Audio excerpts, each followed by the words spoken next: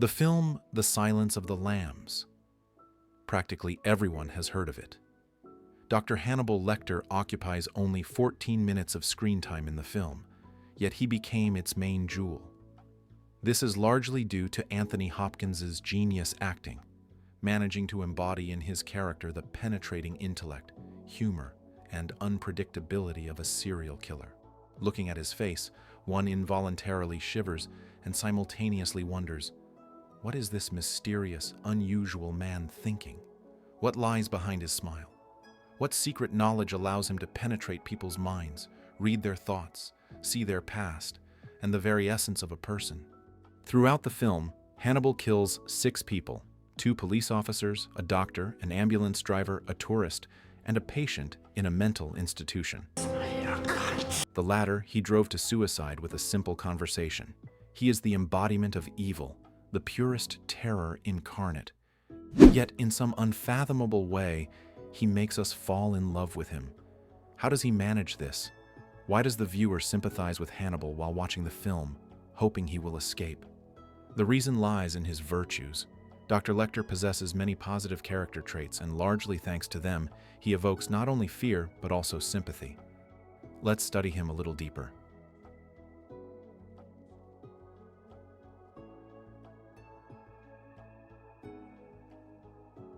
Good morning. The first thing one notices in the main heroine's conversation with Hannibal is his manners. He is extremely polite, always speaks respectfully and courteously. He considers himself a modern man and does not tolerate rudeness. A bad word for him is not only a sign of disrespect, but also attracting attention. As a psychiatrist, he always strives to be discreet and deflects attention from himself by steering the conversation towards what the interlocutor wants to talk about. When Clarice Starling got caught in the rain and arrived to him in wet clothes, he handed her a towel. How did you? Courtesy is his most important trait, and it is what he values most in others. He even perceives their conversation as an exchange of pleasantries. He praised her for her clever opening of the conversation, but criticized the overly abrupt transition from chatter to business. He loves proper, well-constructed dialogues, harmonious and sequential, and courtesy is the key to a good conversation. Conversely, he hates rudeness.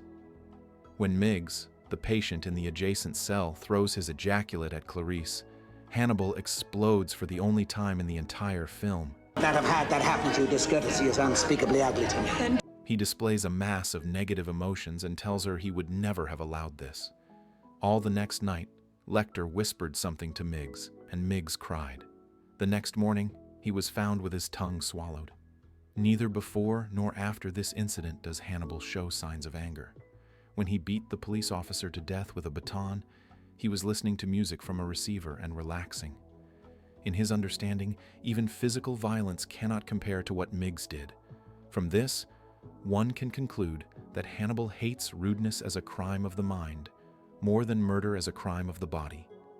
The mind is what elevates humans above nature.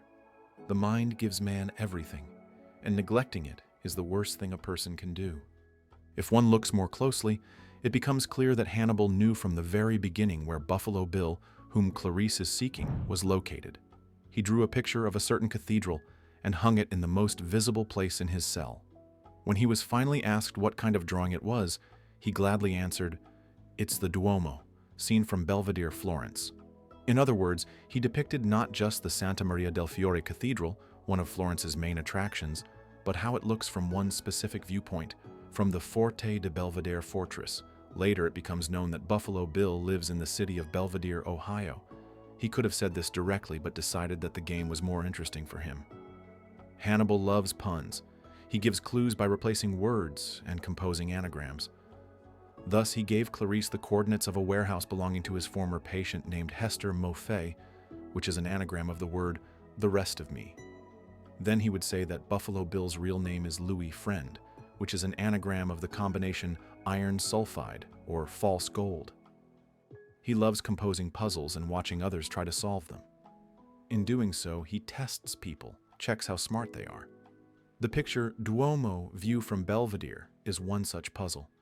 He was testing Clarice, watching to see if she would guess that Bill lived in Belvedere. Hannibal is very intelligent, and he judges other people by how clever they are. He feels extreme aversion towards people unwilling to use their intellect. When Clarice asks him to reveal Bill, he is disappointed that she is trying to take the easy way out instead of finding the killer herself.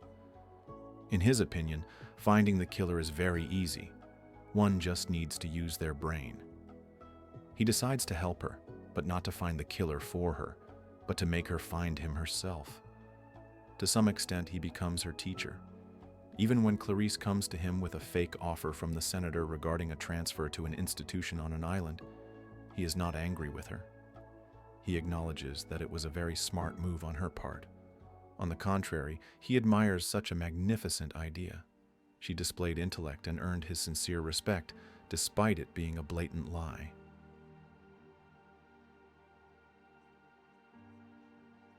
But intelligence is not enough. Hannibal also cannot stand hypocrisy. He always sees when a person is trying to hide something and wants to appear as someone else. The theme of violence is an example. He calls Clarice Rube scrubbed and dressed in cheap shoes. He hits the bullseye, trying to provoke a reaction. He does this not to anger or humiliate her, but to make her think about who she is. People who have fully realized themselves, he respects much more than those who try to hide behind a mask.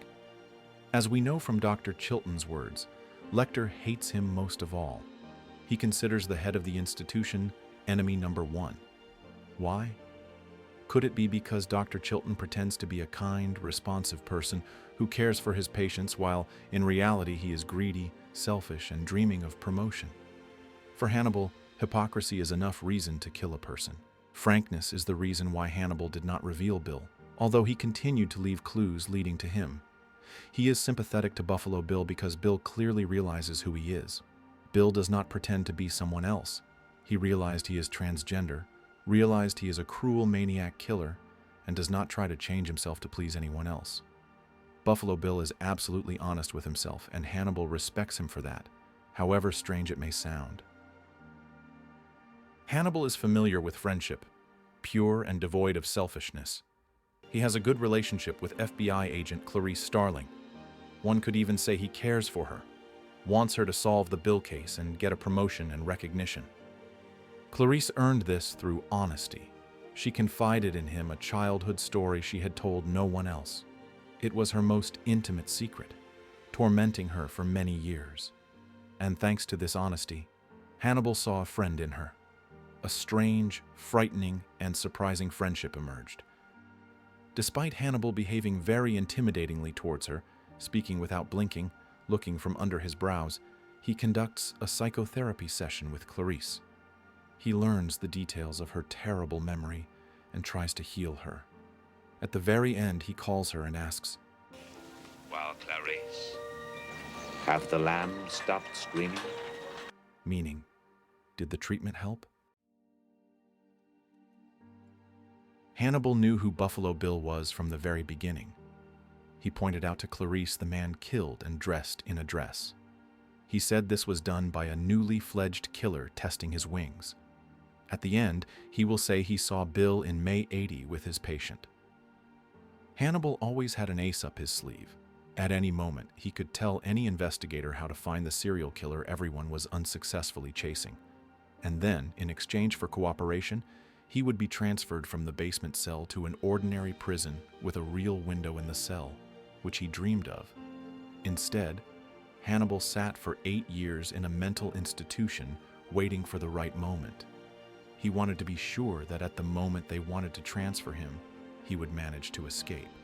And he decided to reveal Bill only when the careless head doctor forgot his pen on his bed.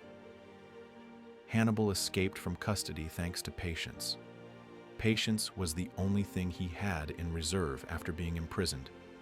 And it is patience that he values in other people. He tells Clarice, "Know how to wait to get what you want." Right before the escape, Clarice hurries him. There is almost no time left. But Hannibal is in no hurry.